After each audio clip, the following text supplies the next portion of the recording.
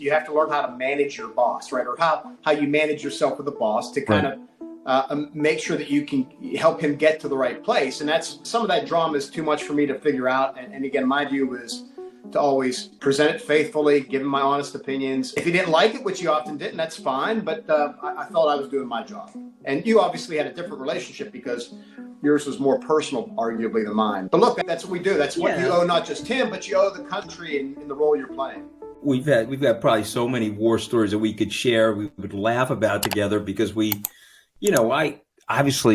worked with Trump during the campaign more than in the White House. Mm-hmm. And I guess I didn't see the kaleidoscope going on in his brain that I should have. That's my fault. I have to own that.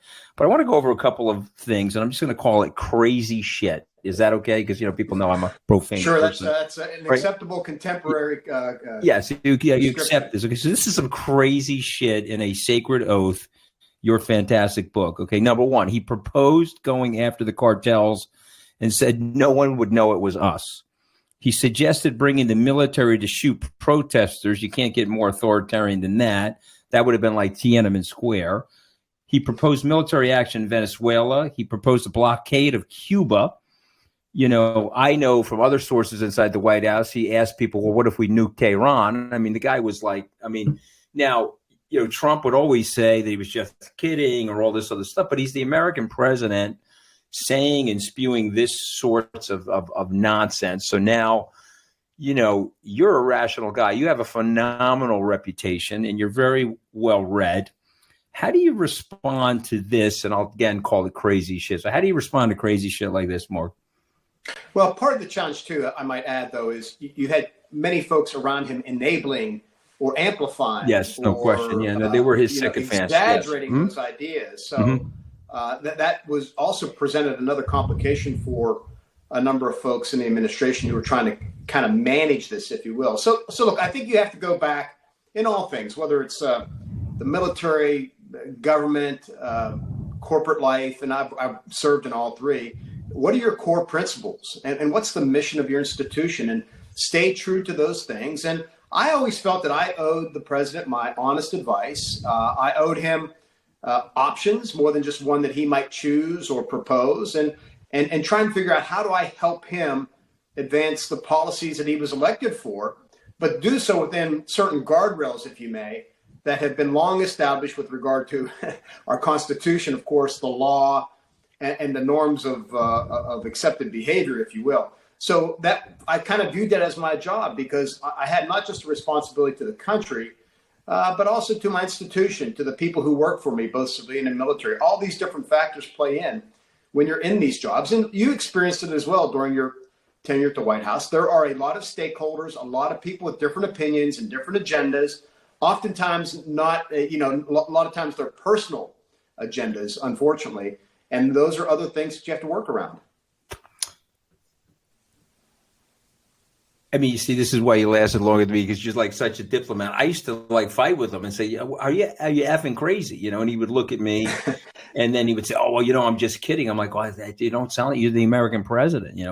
He had me in Air Force One in the office and he's like, I'm going to veto the Russian sanctions bill. I don't know if you remember this. It was like July of 2017. Paul Ryan and McConnell passed the sanctions bill because of what the tampering in the election. I'm going to veto it and show these guys Russia had nothing to do with my election.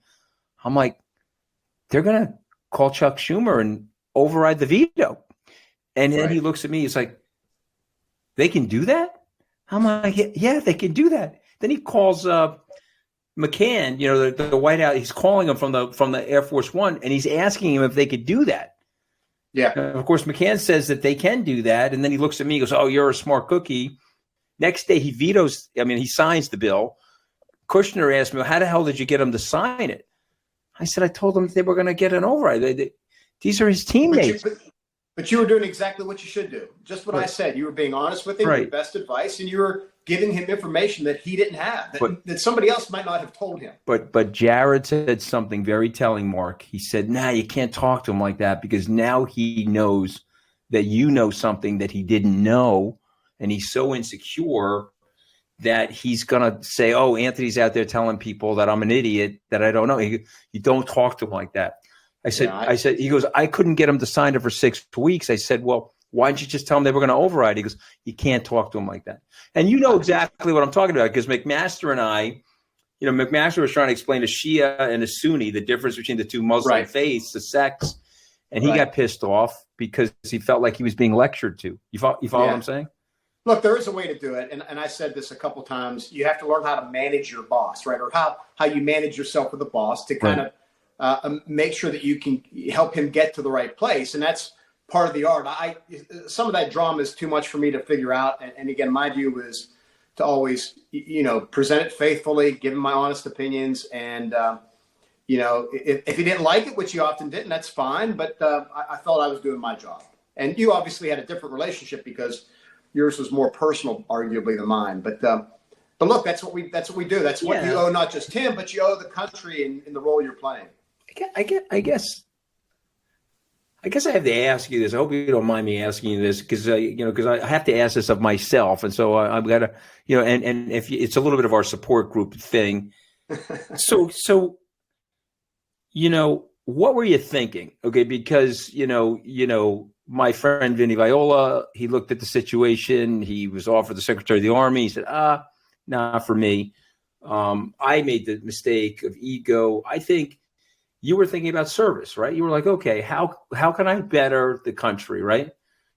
Right. And Vinny approached it the same way. Right. Vinny entered West Point at age 18 or so. He's another great American hero, and he would have done a great job as Secretary of the Army, but he had obviously a much more far more complicated financial situation than I had. But look, he and I and others are, gluttons for service, if you will. And that public service calling has always been there and probably always will. And look, that's what you go in to serve.